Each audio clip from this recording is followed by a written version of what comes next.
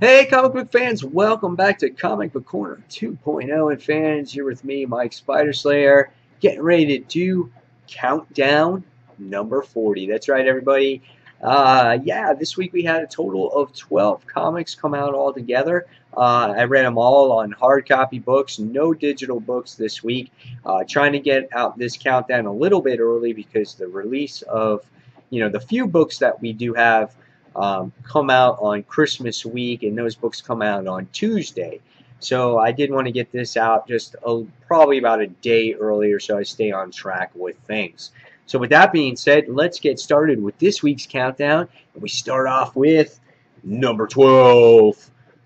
Did you think of anything less? Green Lanterns, New Guardians, issue number 26. Okay, Green Lanterns is on a repetitive pattern here, and it means it's going down the hill fast. It's spiraling out of control, and I don't like it. And it's upsetting as a Green Lantern fan, Green Lantern Corps fan. I just don't like where these stories are going. It's just spinning out of control. It has lost its momentum, and it's just nothing to look forward to, really, when you're reading this issues. In this issue, we last left off with Kyle going into this weird world for whatever reason we don't know. You find out that he's still alive after the whole lights out thing, and him and Carol decide to travel together to some weird planet that freaking is like where everything is perfect. In the last issue, we found out that there was another dimension to this device where they changed reality, where everything goes good for one side and the other side everything goes wrong. But somehow the dude, this guy here, winds up breaking through and makes everything a mess. So there's this whole battle and everything that goes on between the Guardians and all these creatures here, whoever they are, that all call each other friend. And there's this whole battle just for the end sake being that the other dimension was closed and the planet that they were on was saved, and the one guy that was behind it all has to make it right. That was the moral of the story. So stupid, so pointless, no character development, didn't have anything to do with the growth of the New Guardians, the growth of Carol and Kyle's relationship. All they do is just kind of move on, and it leaves you with a cheesy cliffhanger on what's going to happen next, or it has to do with those shapeshifters. Very weak issue. I gave it a 2 out of 5, and that's stretching it. The artwork was okay, but besides that, I don't like it. I don't like the direction where the Green Lanterns and the Guardians are going. Definitely on the downward spiral here. So next we move on, and we go on to number 11. And number 11 is the conclusion to Scarlet Spider, and that is issue number 25.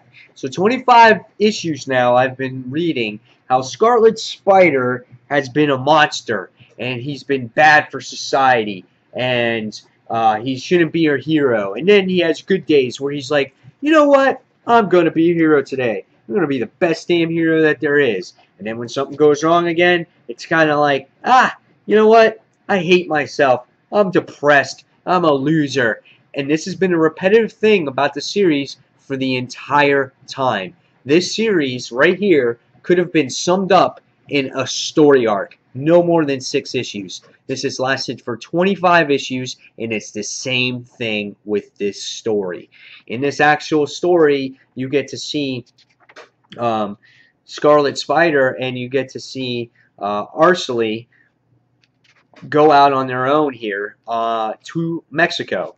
And you see that those two have stayed together. And as the story progresses, you get to see what has happened once that building was blown up. And it was pretty cheese factor. They put in all these story plots, okay, and they just said, well, just for a cheap cop-out, we're going to blow up the building, and once Kane decides to save the city and everyone falling from the actual building, we're just, in the end, just going to tell him to leave because he transformed into that spider creature that we hate so much in this series, and I think it's called The Other or whatever it is. He changes into this again. And so everyone is shocked by seeing him being this creature, and they're like, you better go. And Arcely joins him, and that's kind of what happens. I liked how Arcely and Kane stay together. She's very loyal to him, and hopefully that stays true in the new Warrior book. But then again, this issue was the same old thing that we have gotten from this series time and time again, and I am happy that it is over with. And same thing, this book gets a 2.5 out of 5 stars. So next we move on to this week's top 10, and number 10 is Forever Evil tie-in, Rogues Rebellion, issue number 3 of 6. Now this book, our rogues wind up in Gotham this time, and in this time, obviously you can see that based off of the cover. And in this time, you get to see them come face to face with Poison Ivy. Now the real plot of this issue is very weak, just like the last issue. When it comes to, it was the Superman's creature, and I forgot his name. I can't, it's right there, and I can't remember it. But it has to do with Poison Ivy this time around. And she wants the rogues to produce sunlight because Ultraman has blocked the moonlight, blocked the sun from, covered the sun up with the moon or whatnot. So she wants the rogues to go get sunlight. So she sends Mirror Master on this hunt to create this gun in order to do this. And the bargaining Chip was Trickster here because she shared a kiss with him, but she obviously poisoned him. And that's pretty much the gist of the book. The rogues run into a whole bunch of man-bats, and they come across that obstacle. But in the end, the plot was very weak. The one thing I did get from it, though, was how the rogues really stick together and they won't not leave each other behind.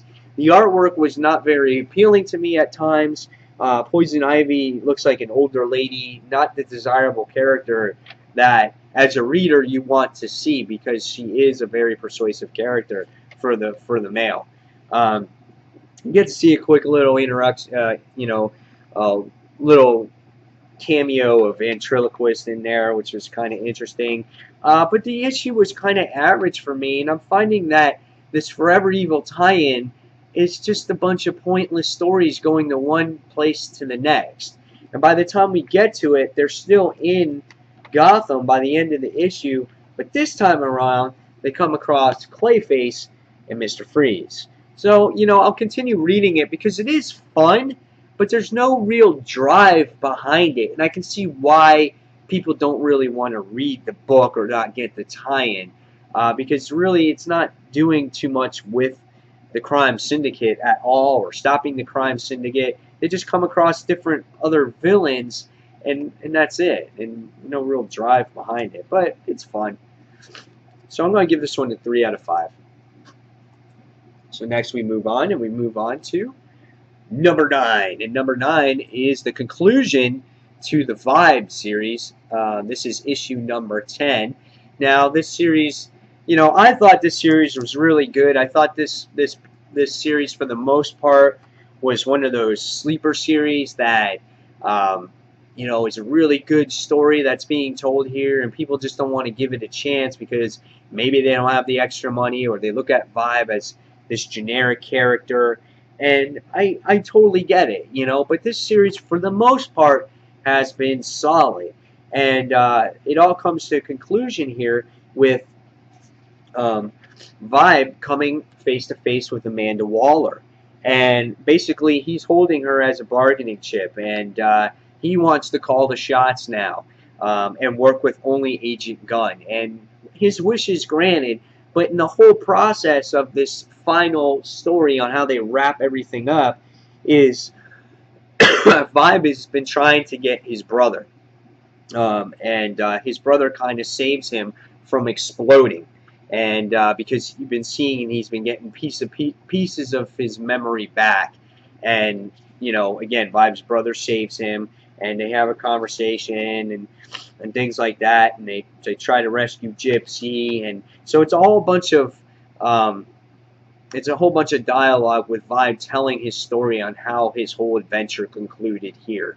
And it's very touching because, in a way, Vibe has never lost. He never gave up hope on his brother. He was willing to do whatever it takes to get his brother back. And by the time you get to the end of the issue, he still wants to rescue his brother because his brother was left behind. Solid issue. This book has been always great artwork. It's been nice. I think in a way, though, it has dropped off in the past couple issues. I liked when everything was back on Earth and took place on Earth. And then when they went to this different dimension, that's when things started kind of going south for me a little bit. So that's why this finds up a little bit lower on the countdown. However, though, if you guys are interested in buying the trade for this, I suggest it because I don't see it being a very expensive trade, and it would be a fun read. Vibe is a good character. He's got good humor, good personality, and give it a shot. So I'm going to give this one a 3 out of 5 as well. Excuse me. So next on the list, we go on to, I think we're on number 8. Let me just make sure. Yep. We are on number 8, and number 8 is Cataclysm Ultimate Comics X-Men. That's right, everybody. This book here has to do with our Ultimate X-Men, and they're stuck in this weird dimension, and they're fighting off the Galactus Swarm. And we get to see a little bit of a backstory here when the book is introduced about Rick Jones. And if you read Hunger, the book even tells you, find out more about Rick Jones in Hunger. But it gives you a little bit about him and what he is and what his purpose is. And I don't like Rick Jones in this Ultimate Universe. And he's Captain Marvel. And you think he'd be a little bit more serious. But no, he's still stupid. I don't like his character in this issue. If it was just the X-Men minus Captain Marvel or Rick Jones, I would think that this issue would be a lot better.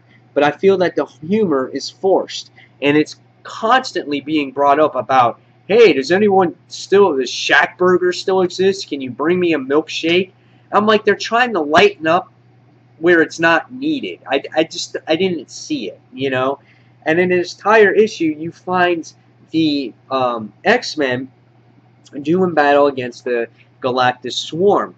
And they're all trying to stick with each other and trying to work with each other here. But again, I don't really see too much developing out of all this. While I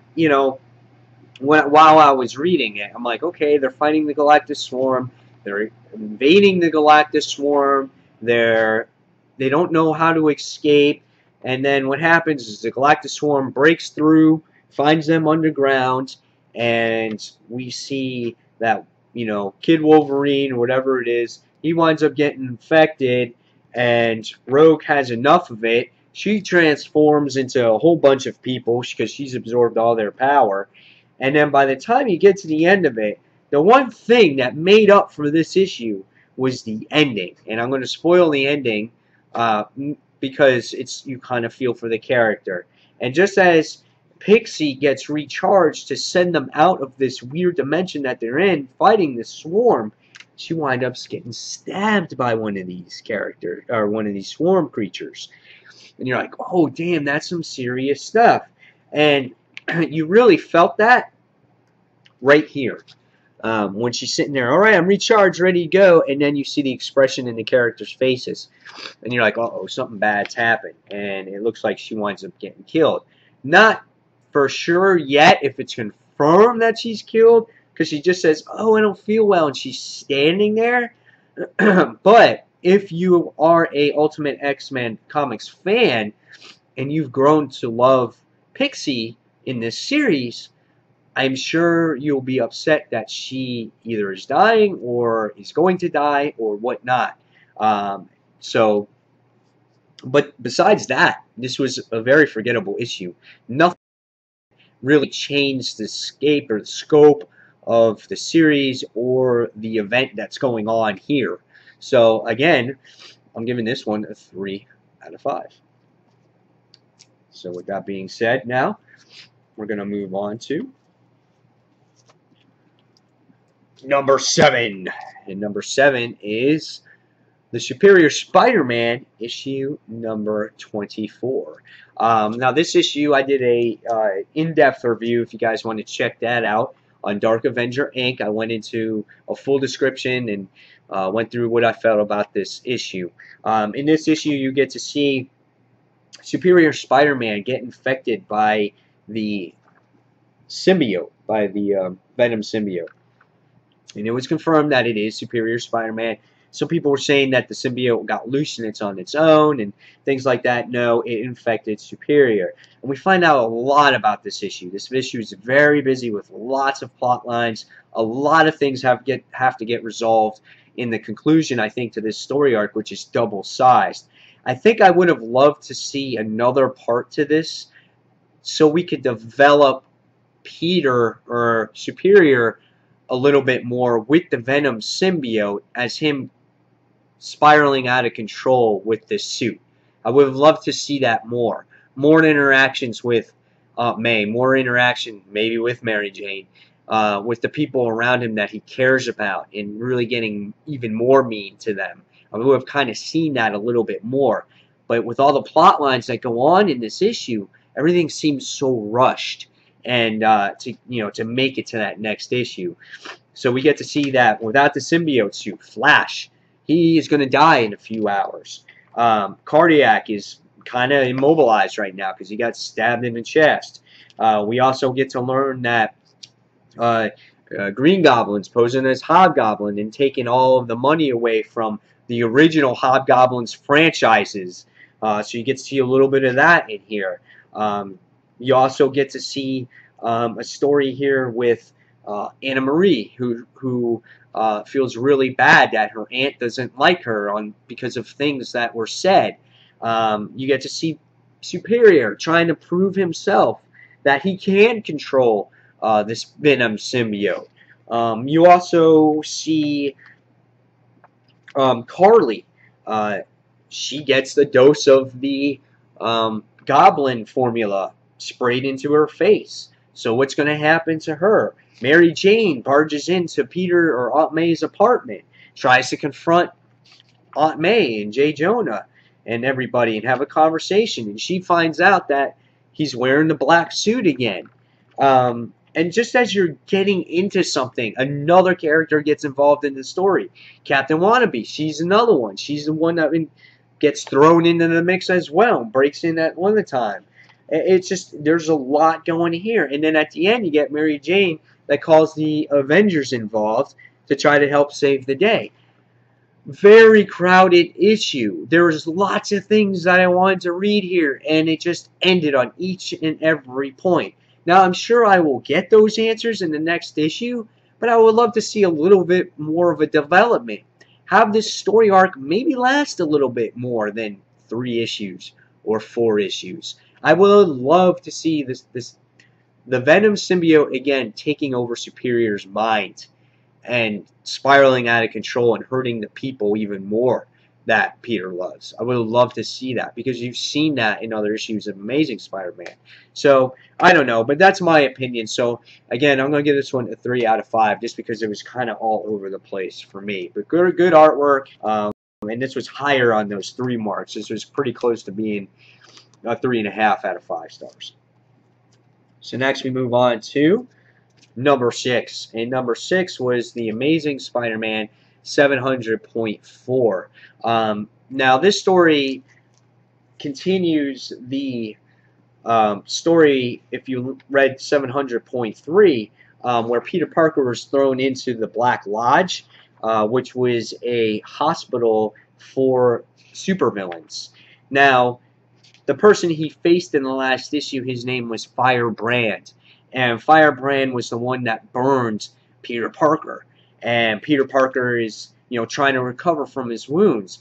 But we also found out in the last issue that his identity was no more secret to them. They found out that it is Peter Parker. So we find out that the surgeon and all the nurses are trying to gather together to actually team up with the supervillains that are involved to stop Peter Parker's Spider-Man. Um, but by the time you get to the end of the issue, it's kind of forgettable. Peter faces all the bad guys, all the villains or whatnot, and he winds up victorious. And the hospital blows up, and the surgeon says, it's a minor setback, we'll set shop somewhere else. So very forgettable type of story. But what made this issue for me was the backup story, and that had to do with the never-ending beatdown of Casey Mitchell, which was also called 3 O'Clock High. And this had to do with a lot about school bullying. And we all know how kids can beat up other kids, and with social media and everything else that goes on. And this kind of hit on Batwing as well recently too during the Zero year. But we see this kid, his name is called Casey, and he's getting picked on.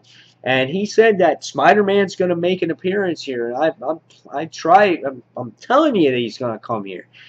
And his kids, they give him till 3 o'clock or whatever it is, and to get Spider-Man here. And the kid will do anything to get Spider-Man's attention. Clock is ticking and things like that. And you know what this reminds me of? And this could be a lot of you guys, not your time, but there was this movie, and I think it was called the same title. I don't know if it was called 3 O'Clock High, but it was the same thing where this bully was going to beat up this other kid, and all he did was watch the clock each and every single hour until the point came where he was going to get his ass beat, and something awesome happened at the end. But same thing, he's watching the clock, tick, tick, tick, tick, tick, tick. Really, really good. And, he falls asleep during school, and then when it comes time to it, good old Spider-Man comes out and saves the day. And no fists are thrown in this. It's all, all words, all silly humor, smart-ass comment remarks, what Spider-Man is so known for in that personality. So, and that's what made this issue for me. What was cool here also was the clothing that was chosen here too. This kid is wearing the colors of the Hobgoblin. He even has a handbag just like the Hobgoblin. You also got this kid here who actually is dressed like the Sandman. He's got his attire on as well. So really interesting how they threw that stuff in here. So I really like this issue for that. I thought it was solid, and I gave this one a 3.5 out of 5 stars. So next we're moving on. And we're moving on to, I think we're at number 6. No, we're up number 5. Our top 5, number 5, and that is Daredevil, issue number 34. Daredevil was a really interesting issue because I liked the relationship that was offered here between Kirsten McDuffie, right? Kirsten McDuffie and Matt Murdock.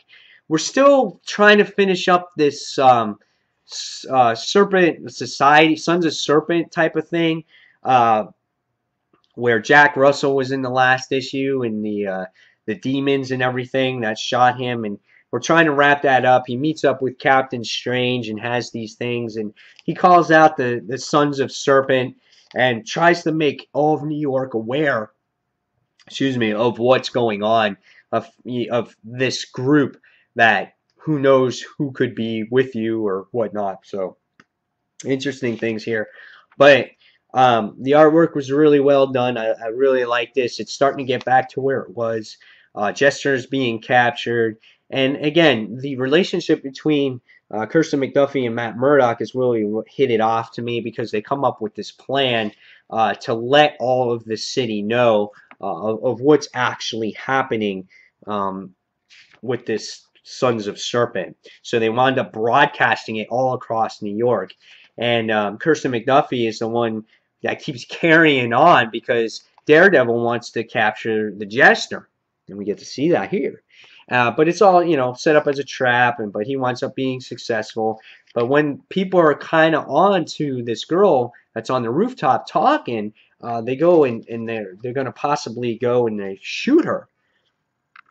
And what happens at the end is she gets saved by a person that used to be a member of the Sons of the Serpent. So it was really interesting. And then at the end of the issue, you get some bad news, which I'm not going to spoil for you. You'll have to read that in the next issue, which was issue 35.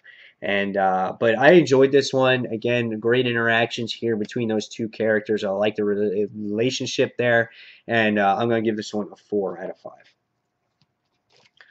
So next we're going to move on, and we're going to move on to, my voice is starting to go. I'm trying to get over this cold here, so bear with me. Next we're going to move on to number 4, and that is All New X-Men, issue number 20. Love the cover here. I really enjoyed it. Laura's back, and it shows her kissing Cyclops. And when you open this book, you're sitting there going, okay, is this really going to happen in here? Because I kind of can't see it. And let's just say, kind of? I don't know. But the book opens up really strong. Brian Michael Bendis starts off really good on this issue. You see Laura, she's still recovering for the aftermath of Avengers Arena. And in this issue, it's explained that she was so close to death that she didn't know what was going on. She couldn't remember anybody. She didn't know what was happening. And when she winds up waking up in Weapon X, she quickly flees. She tries to get out. And she doesn't believe that it's the young X-Men that are there because they all look so young. So she thought it was all a trick. But then she comes across Cyclops, young Cyclops. And Cyclops winds up telling his story of everything that was going on and why they're here and excuse me, and things like that. And after sniffing him and talking with him and things making sense, they wind up kind of bonding a little bit here, which was interesting. And Cyclops tries to give her a hug, and Laura's kind of like, I don't do hugs, and especially without an audience. So really interesting here. I kind of would love to see a little bit more of her go into depth of Avengers Arena, what she experienced.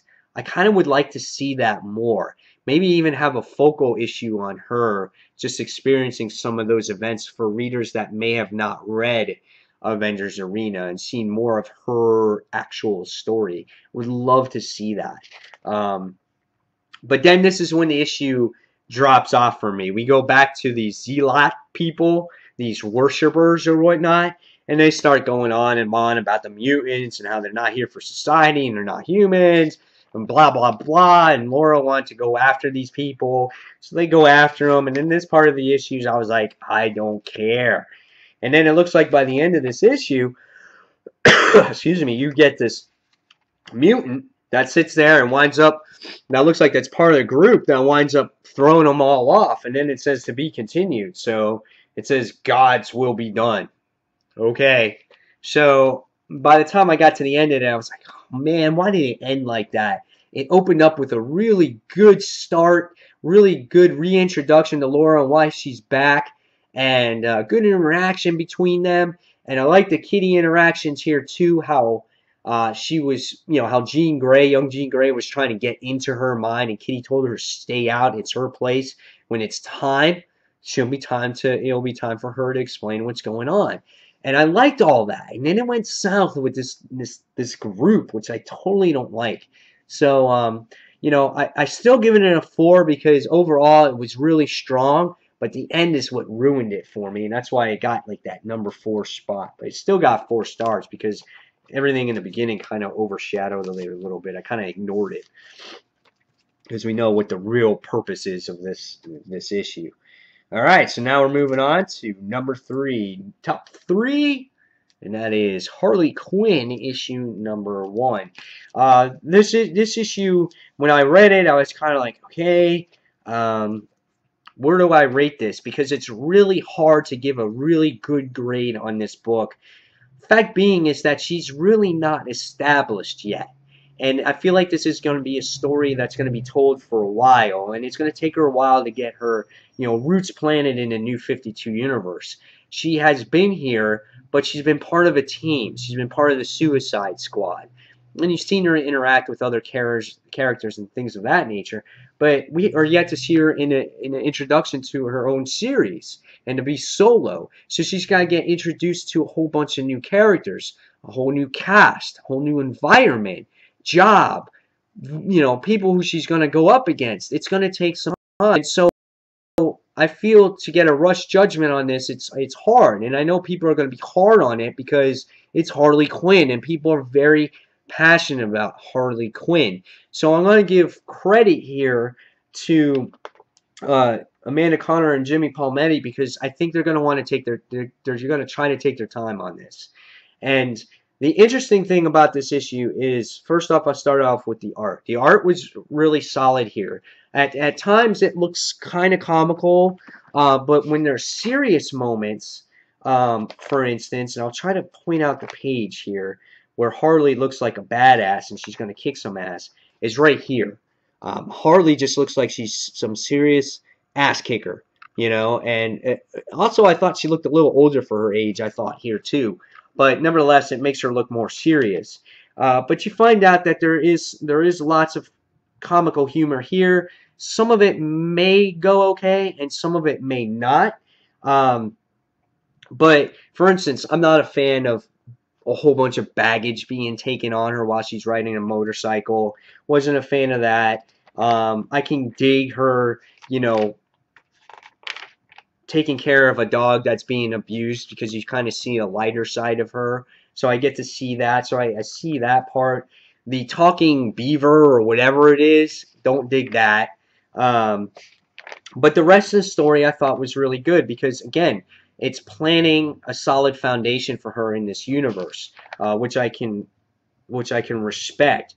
And she winds up, getting a place or an apartment building at Coney Island. And in the issue, you get to see some of our new supporting cast, which you may like them, you may not. It's still yet to be determined, You get to see that she's a landlord of this building, and she has to maintain the building and collect rent and actually have responsibilities. She's more like a human being. She has to go out and get a job, and she goes back into psychotherapy or whatnot, or therapist, and she's got to put on makeup, so she's got to pose as this human again. And then she goes out and she winds up being a roller derby chick and trying to make extra income at nighttime, but it still fits her Harley Quinn persona as well. So there's a nice mixture of things going on here in this issue. So I really liked it. Overall, it was good. She's wanted by the time we get to the end of all this, and we're going to see who goes after her. So after consideration and real deep thought process here where this can go, I thought at first it was going to be a 3.5. I gave it a 4 out of 5 stars. So pretty solid. Cannot wait to read the next issue and see where it goes. So next we move on. We move on to number 2. And number 2 is Saga Chapter 17. That's right, guys. We get to see lots of things go on in this particular issue. Prince Robot IV winds up, it's come to a full circle, because we've seen our heroes wind up setting shop at the Arthur's house, and his name is what was it? Dr. Oswald Heiss. They've been out his lighthouse for a while, hiding from Prince Robot IV. So that was the main story. But for the past few chapters now, you get to see these reporters, and they've been trying to find out a lot about what's going on with Alana. And there was possible hinting that she's actually deep undercover spy. Is that true? I'm not sure. But it could be, because there was this bounty hunter that was sent out to go after him, and then what happens is he winds up injecting a dart into him, and every time they're going to talk about the story, they could possibly get killed. And I was like, oh man, that's crazy stuff right there. So that's the last you see of those reporters. Excuse me, there's something making an annoying noise. And it won't stop, so we'll have to bear with it. Anyway, so as the issue goes along, Prince Robot IV is talking to the author, and onto Oswald, Mr. Heist, and he's trying to get them to find out where are the people, where are they hiding. I know that they're here, and he's talking to them about war, trying to delay everything, and then um, we get to see Marco's ex-girlfriend that's involved, and she's trying to save the Will's life because Sophie, slave girl, was the one that jacked him in the neck, and he's bleeding out, and he's going to die. And they need Marco to save his life by using a spell. I think that girlfriend's name is Gwendolyn, if I do remember. So, in the issue, you also get to see a little bit of the Will and what's going on with him, if he's going to live or die. And by the time we get to the end of the issue, you get to see Lana's mother-in-law come down, and she sees Prince the Robot IV, and they start doing this battle against each other. Now, it was a crazy battle at the end, and by the time we get to the end, we get to witness one death, and then we get to see another one that almost maybe possibly died, but it looks like he's rebooting. Saga is an ultimate series, man. It is so well told. It's so different, so original. The fantasy that is provided for a reader is great. And it was like I said when issue 1 came out. It was like Star Wars.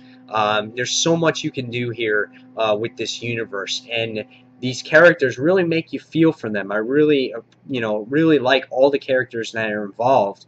And the people that die in this series, you're like, oh man, these guys actually dead?